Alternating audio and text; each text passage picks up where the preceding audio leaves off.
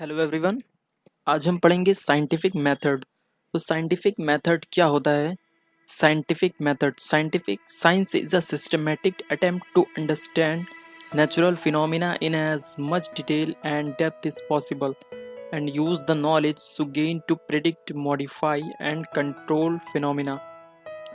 Science एक तरह से साइंटिफिक मेथड जो है वो साइंस की डेफिनेशन भी बन रही है, तो दोनों सेम ही मान लीजिए। तो साइंस यहाँ पर क्या है, साइंटिफिक मेथड क्या होता है? Science is a systematic attempt to understand natural phenomena.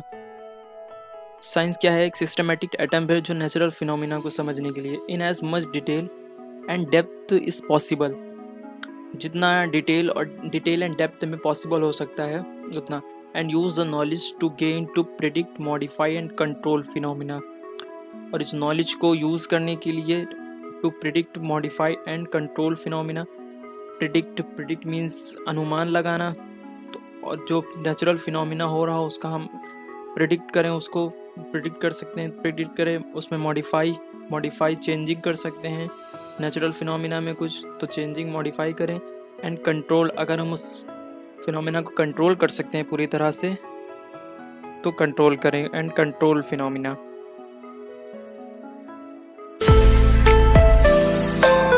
इसके बाद देखते हैं स्टेप ऑफ साइंटिफिक मेथड। तो स्टेप ऑफ साइंटिफिक मेथड क्या होता है? स्टेप ऑफ साइंटिफिक मेथड इस 6 स्टेप होते हैं। इन 6 स्टेप का ही यूज़ करके कोई बड़े से बड़ा साइंटिस्ट कोई भी लॉ, कोई भी रूल बनाता है, तो इन 6 स्टेप का ही यूज़ करके ही कोई भी लॉ, कोई भी रूल बनाया है। तो ये 6 स्टेप कौन कौन से हैं?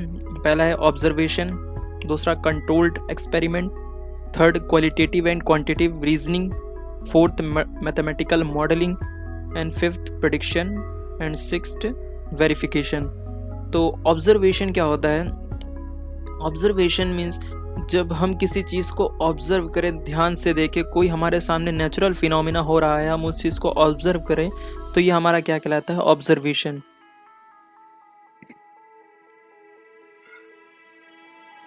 तो एक तरह से हम कह सकते हैं ऑब्जर्वेशन मीन्स क्या होता है? जब हम किसी नेचुरल फिनोमिना को देख रहे हैं और उस पर हम ये सोच रहे हैं कि ये कैसे और क्यों हो रहा है, तो ये क्या हमारा ऑब्जर्वेशन हो गया।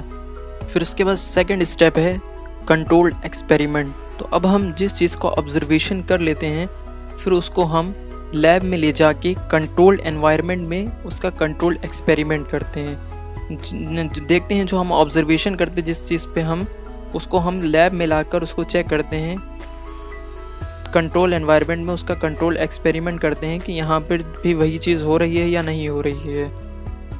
फिर उसके बाद थर्ड स्टेप है qualitative and quantitative reasoning. Qualitative and quantitative reasoning में हम क्या देखते हैं, मतलब कौन कौन से फैक्टर्स हैं जो एक्सपेरिमेंट करने में इफ़ेक्ट करते हैं, जो इफ़ेक्ट यानी असर डाल रहे हैं, कौन कौन से ऐसे फैक्टर्स हैं जो इफ़ेक्ट डाल रहे हैं। तो क्वालिटेटिव में हम देखते हैं कि एक्सपेरिमेंट करने में कौन कौन से ऐसे फैक्टर्स हैं जो इफ़ेक्ट डाल रहे हैं। एंड क्वांटिटेटिव रीजनिंग में क्या देखते हैं, जैसे कोई रॉड को झुकाने से जो इफ़ेक्ट पड़ रहा है वो कितना पड़ रहा है, तो जो उसमें स्लोप हो रहा है उसका एंगल कितना हो रहा है, तो ये चीज़ हम देखते हैं किसमें? क्वांटिटेटिव रीजनिंग में देखते हैं। और देखते हैं कितने एंगल पर फिनोमिना हो रहा है और कितने एंगल पर फिनोमिना नहीं हो रहा है। एंगल घटाने बढ़ाने पर अलग अलग इफेक्ट आ रहा है। फोर्थ स्टेप है मैथमेटिकल मॉडलिंग। मैथमेटिकल मॉडलिंग में क्या होता है, तो जब इतने फैक्टर्स हमारे पास आ जाते हैं, तो अब हम उनका यूज़ करके एक फार्मूला बनाते हैं। जैसे बहुत से फार्मूले फिजिक्स में, जैसे F is equal to m n, W is equal to F into t, यानी work is equal to force into displacement, force is equal to mass into acceleration. इस तरह से कोई भी फार्मूला बनाते हैं। अब जैसे मैथमेटिकल मॉडलिंग से फार्मूला बन जाता है, तो उस फार्मूले की बेसिस पे फिफ्थ स्टेप में हम क्या करते हैं? प्रेडिक्शन उसका करते हैं। फिर सिक्स स्टेप में जब हम उस फार्मूले का प्रेडिक्शन कर देते हैं, तो सिक्स स्टेप में हम उसको वेरीफाई करते हैं, मतलब उसका वेरिफिकेशन करते हैं, उसको चेक करते हैं कि जो फार्मूला बना है वो सही है या नहीं है। अगर वो फार्मूला गलत होता है, अप्लाई नहीं हो पाता है, तो फिर से एक्सपेरिमेंट करते हैं। तो फिज़िक्स में जितने भी लॉज रूल फार्मूले बनते हैं, उन सब की साइंटिफिक स्टडी होती है, तब जाके रिज़ल्ट आता है।